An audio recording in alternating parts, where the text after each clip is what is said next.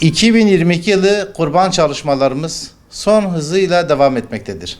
Kimi hayırseverlerimiz bize ulaşıp bağışta bulundurlar. İnşallah hijyenik ve İslami usullere uyacak şekilde kurbanlarını rahat kesmeleri için onlara uygun şart ve ortamı oluşturmuşuz. Allah kendilerinden razı olsun. Bu konuda herkesten duyarlılık bekliyoruz. Yetimler Vakfı olarak yurt içi ve yurt dışı kurban ibadeti ve faaliyetlerimizi binlerce yetim ve öksüz ve mağdurun yüzünü güldürmeye, evine et getirmeye vesile oluyoruz.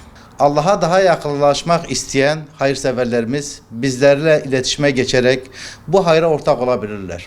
Bu yolda kurban çalışmalarımız devam etmektedir. Gözleri yolda bizleri ve sizleri bekleyen binlerce yetim ve mağdurun olduğunu unutmayalım. Hedefimiz ve çalışmalarımız geçen yıllarda olduğu gibi binlerce yetim ve mağdurun evine et bırakmaktadır. Sofralarına ortak ve destek olmaktadır.